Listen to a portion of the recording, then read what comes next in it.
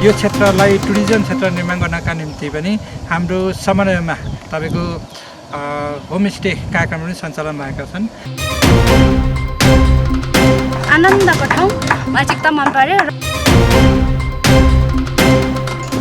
3 वर्षभित्र चाहिँ लगभग सबै सकाइन्छ होला। यो हाम्रो फलनगन्धा 3 को एरियामा चाहिँ अब अरू ठाउँमा पनि अरू क्षेत्र पनि भइरहेछ। अब पाटी नाङ्गीमा भइरहेछ, तल फिलिम 14 माथिमा भइरहेछ। आफ्नो साथीहरू अब सबै सङ्घ संस्था अब पालिका वडा क्षेत्रहरूले पनि धेरै जोड दिइराख्नु भएको छ। उहाँ सँगसँगै हामी काम गरिरहेछौँ र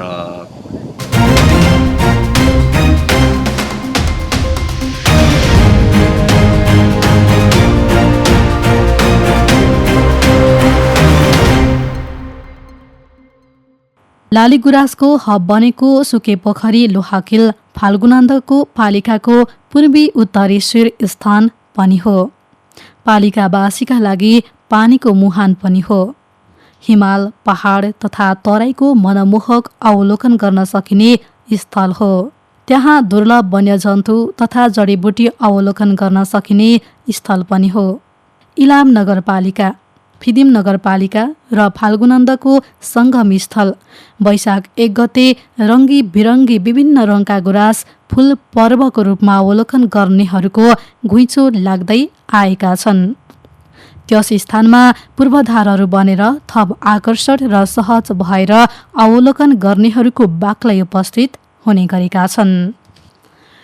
पर्यटकीय क्षेत्रको पूर्वाधार निर्माणका निम्ति फाल्गुनन्द गाउँपालिकाले आफ्नो नीति तथा कार्यक्रमभित्र विशेष प्राथमिकताभित्र राखेको छ र यो सुकेपोखरी क्षेत्रको पूर्वाधार निर्माणका निम्ति फाल्गुनन्द गाउँपालिकाले प्रदेश सरकारसँग समन्वय गरेर थुप्रै पूर्वाधारहरू निर्माण पनि गरेको छ, जसमा यहीँनिर अगाडि एउटा पोखरी निर्माण भएको छ र यो क्षेत्रमा यातायात आवाज जावतका निम्ति सजिलो होस् भन्ने हिसाबले यातायात क्षेत्रको कोणबाट हेर्दा तपाईँ बाटोघाटोहरू निर्माण गरेको छ र सँगै यो क्षेत्रलाई टुरिज्म क्षेत्र निर्माण गर्नका निम्ति पनि हाम्रो समन्वयमा तपाईँको होमस्टे कार्यक्रम पनि सञ्चालन भएका छन् र सँगै अहिले यो क्षेत्रमा प्रदेश सरकार, स्वीय सरकार र फाल्गुनन्द गाउँपालिका अथवा स्थानीय तह अथवा स्थानीय सरकारको समन्वयमा सहकार्यमा पदमार्गमा आधारित फाल्गुनन्द पदमार्गको काम पनि गत आर्थिक वर्षदेखि निर्माण भइरहेको छ। पर्यटकीय स्थल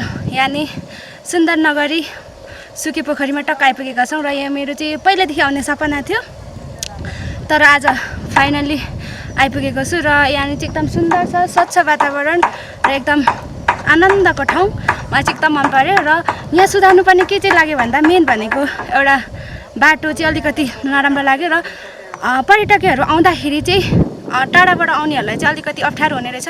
साइनबोर्डहरू चाहिँ टक्क साइडमा टर्निङहरूमा राखिदिँदा चाहिँ अझ बेस्ट हुन्थ्यो होला जस्तो लाग्छ। 2 वर्षदेखि लगातार हामीले काम गरिरहेछौँ।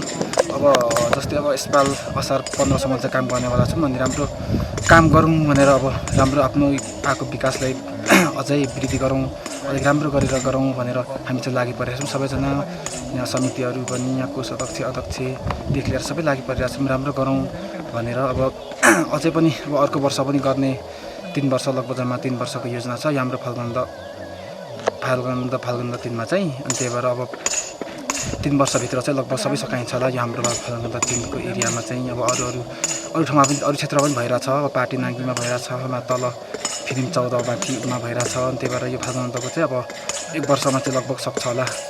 यो मिसन भनेको चाहिँ यहाँको बासिन्दाले रोजगार पाइरहेछ। यो मिसनहरू चाहिँ निकै धेरै छ। अब धेरै लामो छ, प्रक्रिया चाहिँ लामो छ जस्तो लाग्यो। त्यही भएर यसले भविष्यलाई पनि टार्गेट गरेको छ हैन। यहाँ अब भविष्यले पनि टार्गेट गरेको छ, भविष्य छ होला सायद।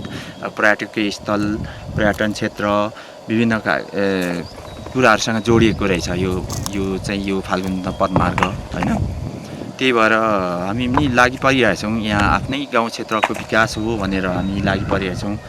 आफ्नै साथीहरू अब सबै सङ्घ संस्था अब पालिका वडा क्षेत्रहरूले पनि धेरै जोड दिइराख्नु भएको छ। उहाँ सँगसँगै हामी काम गरिरहेछौँ र त्यसैले यो कामलाई सक्सेस गर्ने प्रक्रिया चाहिँ हामीले चालेको छौँ।